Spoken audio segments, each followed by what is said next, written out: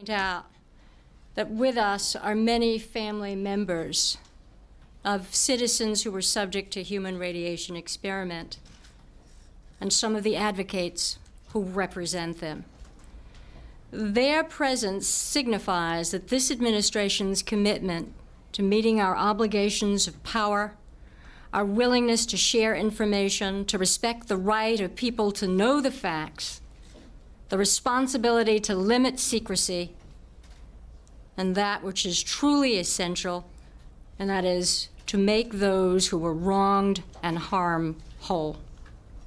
When President Clinton came to Washington, he was dedicated to the task of rebuilding the relationship of trust between the citizens and its government. This advisory committee report, the President's response, and the actions he will direct many of us to take today are all evidence of our commitment and his commitment to rebuild the trust with the American people. Why did we do this? Why did the President direct his administration to open the doors on human radiation experiments? I believe that this openness puts us in a position as a nation to close many chapters of the Cold War, just as the President did by ending nuclear weapons testing for the United States, as the United States and Russia did in pointing our missiles away from each other, and in dismantling warheads and extending the NPT. And today, another step of that openness is coming clean on the human radiation experience. When the President appointed the advisory committee, he committed our whole government to a massive record search, which included some 840,000 pages and the declassification of some 3,020 documents. And we have made available to the American people these government records because they strike at the heart of the relationship between the American people and their government, and whether the government misused individual citizens. The President committed to do this without knowing where it would lead or whether the records would reveal government mistakes, cause embarrassments, or lawsuits. He did this because he believed that it was the right thing to do. Today, the President receives from Dr. Fadin and her colleagues on the President's Advisory Committee a report that tells the story of radiation experiments involving human subjects funded by the government. We did not realize when we began this journey the difficulty of the charge given these citizens. Eminent ethicists, physicians, scientists, citizens, even lawyers.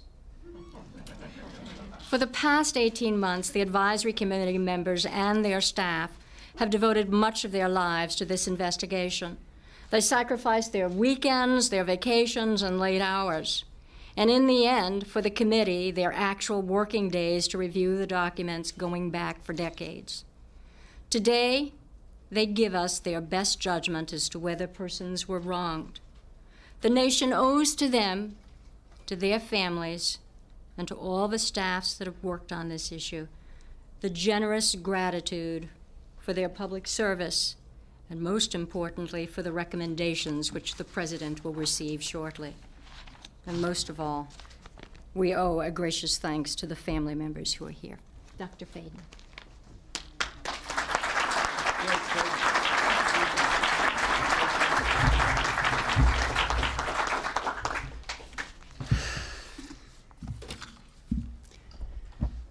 Mr. President, Secretary O'Leary, Attorney General Reno, Secretary Shalala, other members of the Human Radiation Interagency Working Group, on behalf of my 13 colleagues on the Advisory Committee, I am proud to submit our final report. We worked extremely hard over the last 18 months in order to inform you and the American people about what really happened to radiation research subjects in the Cold War period. With the assistance of federal agencies, private research centers and hospitals, and numerous citizens, we have assembled and reviewed hundreds of thousands of documents, many of which were previously secret, in 31 days of open hearings conducted in Washington and throughout the country. We have heard from hundreds of public witnesses. We have found that wrongs were indeed committed, both with experiments involving radiation and with intentional releases of radiation into the environment. In the pursuit of peace and the advancement of medicine, certainly two laudable goals, the rights and interests of individuals and communities were sometimes ignored. We found that government officials and physicians who had the trust of the public and of their patients abused that trust. Patients were used as subjects of experiments without their knowledge or consent. Information was withheld from affected communities and from the public. Secrets were kept to protect the government from embarrassment and legal liability. While the radiation doses in the experiments we studied were usually low, and officials and scientists were often concerned about risk, we do not believe that excuses the wrongs that were done. We urge you to do the right thing by those who have been wronged or harmed by these events. In our report, we recommend for your consideration guidelines for compensating former subjects. But if we are to keep faith with those who have suffered, we must all do more. Your extraordinary efforts have allowed the American people to learn about a piece of our history that we could not otherwise have understood. You have opened the doors of this nation's records, and they must stay open.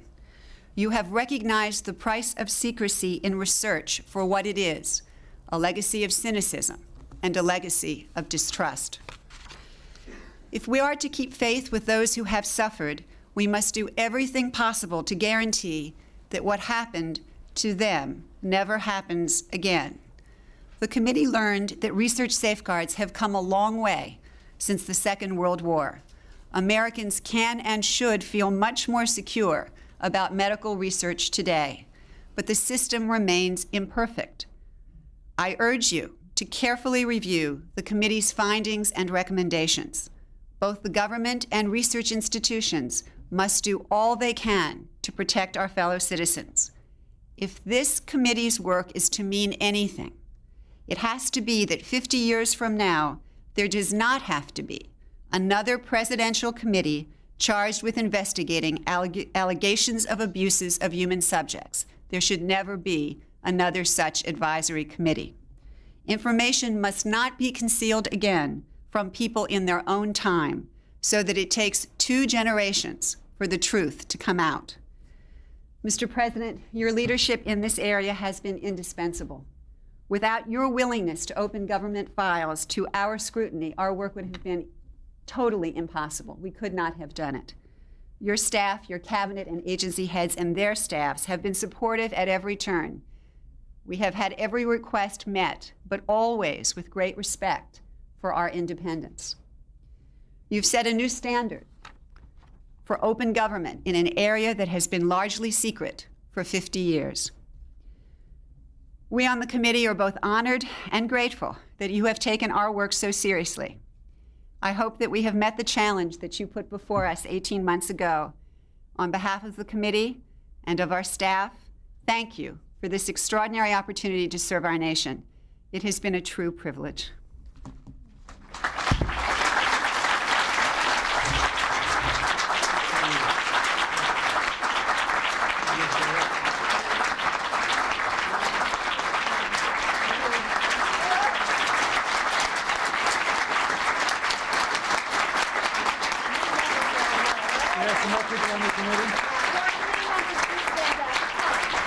Will the other committee members please stand? Let's give them all a hand. They did an extraordinary job.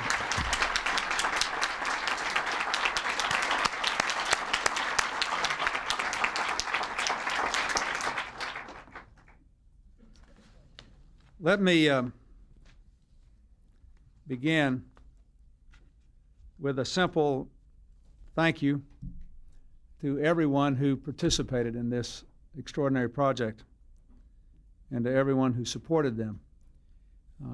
I am especially glad to see here today Senator Glenn, who's been so active in working on the medical ethics issue, Congressman Markey, who's worked on this issue for a very long time, Congressman Frost, Secretary Shalala, Deputy Secretary of Veterans Affairs Herschel Gober, and of course the Attorney General. Basically tries to get us all to do the right thing all the time. I want to thank Secretary O'Leary for her extraordinary devotion to this cause. And you heard in her remarks basically the way that she views this. It's a part of her ongoing commitment to finish the end of the Cold War.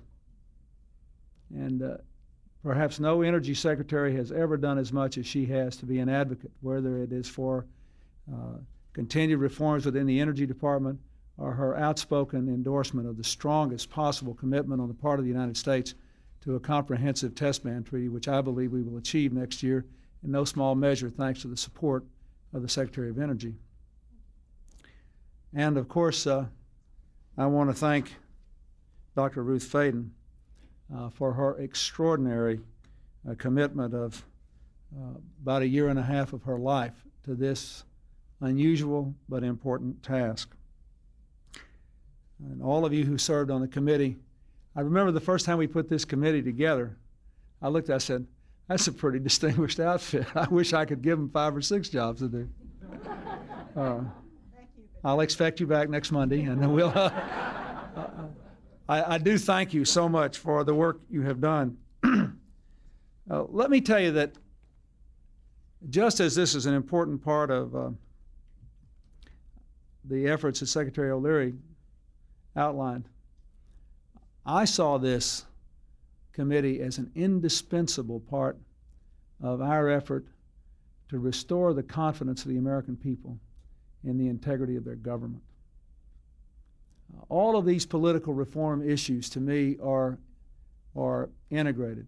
When I became the president, I realized we had great new economic challenges, we had profound social problems, that a lot of these things had to be done by an energized American citizenry, but that our national government had a role to play in moving our country through this period of transition. And in order to do it, we needed to increase the capacity of the government to do it through political reform, but we also needed, as much as anything else, to increase the confidence of the American people that at the very least they could trust the United States government to tell the truth and to do the right things. So you have to understand that for me, one reason this is so important is that I see it as part of our ongoing effort to give this government back to the American people. Senator Glenn's long effort to get Congress to apply to itself the same laws it imposes on the private sector. The restrictions that I imposed on members of my administration in high positions for lobbying for foreign governments. And when the lobby bill failed in the Congress, I just imposed it by executive order on members of the executive branch. All these efforts at political reform, it seems to me, are important. But none of these efforts can succeed unless people believe that they can rely on their government to tell them the truth and to do the right thing. We have declassified thousands of government documents, files from the Second World War, the Cold War, President Kennedy's assassination. These actions are not only consistent with our national security, they are essential to advance our values. So, to me, that's what this is all about. And to all those who represent the families who have been involved in these incidents, let me say to you, I hope you feel that your government has kept its commitment to the American people to tell the truth and to do the right thing. We discovered soon after I entered office that with the specter of an atomic war looming like Armageddon, far nearer than it does today, the United States government actually did carry out on our citizens experiments involving radiation. That's when I ordered the creation of this committee. Dr. Fayden and the others did a superb job. They enlisted many of our nation's most significant and important medical and scientific ethicists. They had to determine first whether experiments conducted or sponsored by our government between 1944 and 1974 met the ethical and scientific standards of that time and of our time. And then they had to see to it that our research today lives up to nothing less than our highest values and our most deeply held beliefs. From the beginning, it was obvious to me that this energetic committee was prepared to do its part. We declassified thousands of pages of documents. We gave committee members the keys to the government's doors, file cabinets, and safes. For the last year and a half, the only thing that stood between them and the truth were all the late nights and hard work they had to put in. This report I received today is a monumental document in more ways than one. But it is a very, very important piece of America's history, and it will shape America's future in ways that will make us a more honorable, more successful, and more ethical country. What this committee learned, I would like to review today with a little more detail than Dr. Faden said, because I think it must be engraved on our national memory. Thousands of government-sponsored experiments did take place at hospitals, universities, and military bases around our nation. The goal was to understand the effects of radiation exposure on the human body. While most of the tests were ethical by any standards, some were unethical, not only by today's standards, but by the standards of the time in which they were conducted. They failed both the test of our national values and the test of humanity. In one scientist injected plutonium into 18 patients without their knowledge. In another, doctors exposed indigent cancer patients to excessive doses of radiation, a treatment from which it is virtually impossible that they could ever benefit. The report also demonstrates that these and other experiments were carried out on precisely those citizens who count most on the government for its help, the destitute and the gravely ill. But the dispossessed were not alone. Members of the military, precisely those on whom we and our government count most, they were also test subjects. Informed consent means your doctor tells you the risk of the treatment you are about to undergo. In too many cases, informed consent was withheld. Americans were kept in the dark about the effects of what was being done to them. The deception extended beyond the test subjects themselves to encompass their families and the American people as a whole. For these experiments were kept secret, and they were shrouded not for a compelling reason of national security, but for the simple fear of embarrassment, and that was wrong. Those who led the government when these decisions were made are no longer here to take responsibility for what they did. They're not here to apologize to the survivors, the family members of the communities whose lives were darkened by the shadow of the atom and these choices. So today, on behalf of another generation of American leaders and another generation of American citizens, the United States of America offers a sincere apology to those of our citizens who were subjected to these experiments, to their families, and to their communities. When the government does wrong, we have a moral responsibility to admit it. The duty we owe to one another to tell the truth and to protect our fellow citizens from excesses like these is one we can never walk away from. Our government failed in that duty, and it offers an apology to the survivors and their families, and to all the American people who must be able to rely upon the United States to keep its word, to tell the truth, and to do the right thing. We know there are moments when words alone are not enough. That's why I'm instructing my cabinet to use and build on these recommendations, to devise promptly a system of relief, including compensation that meets the standards of justice and conscience. When called for, we will work with Congress to serve the best needs of those who were harmed.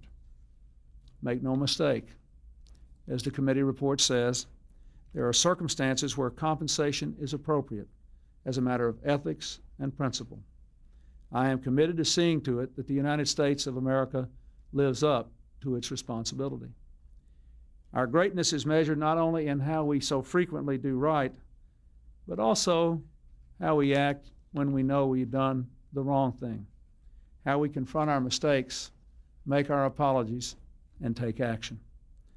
That's why this morning I signed an executive order instructing every arm and agency of our government that conducts, supports, or regulates research involving human beings to review immediately their procedures in light of the recommendations of this report and the best knowledge and standards available today, and to report back to me by Christmas.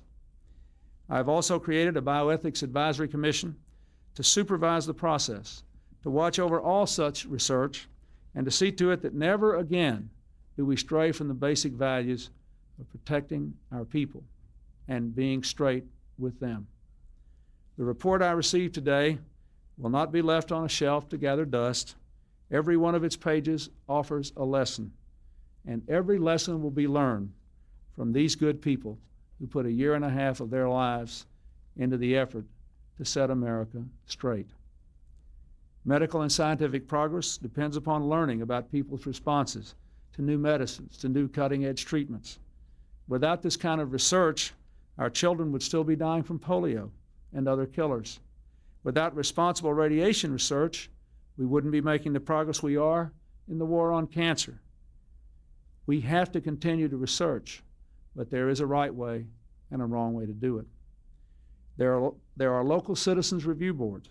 There are regulations that establish proper informed consent and ensure that experiments are conducted ethically. But in overseeing this necessary research, we must never relax our vigilance. The breathtaking advances in science and technology demand that we always keep our ethical watchlight burning. No matter how rapid the pace of change, it can never outrun our core convictions that have stood us so well as a nation for more than 200 years now, through many different scientific revolutions. I believe we will meet the test of our times, that as science and technology evolve, our ethical conscience will grow, not shrink. Informed consent, community right to know, our entire battery of essential human protections, all these grew up in response to the health and humanitarian crises of this 20th century. They are proof that we are equal to our challenges. Science is not ever simply objective. It emerges from the crucible of historical circumstances and personal experience. Times of crisis and fear can call forth bad science, even science we know in retrospect to be unethical. Let us remember the difficult years chronicled in this report and think about how good people could have done things that we know were wrong. Let these pages serve as an internal reminder to hold humility and moral accountability in higher esteem than we do the latest development in technology. Let us remember, too, that cynicism about government has roots in historical circumstances.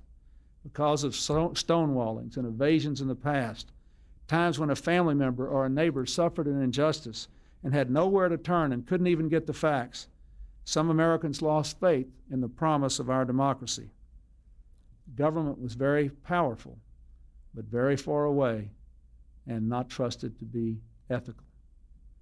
So today, by making ourselves accountable for the sins of the past, I hope more than anything else, we are laying the foundation stone for a new era. Good people like these members of Congress who have labored on this issue for a long time and have devoted their careers to trying to do the right thing and having people justifiably feel confidence in the work of their representatives. They will continue to work to see that we implement these recommendations. And under our watch, we will no longer hide the truth from our citizens. We will act as if all that we do will see the light of day. Nothing that happens in Washington will ever be more important in anyone's life affected by these experiments, perhaps, than these reports we issue today. But all of us as Americans will be better off because of the larger lesson we learned in this exercise and because of our continuing effort to demonstrate to our people that we can be faithful to their values. Thank you very much.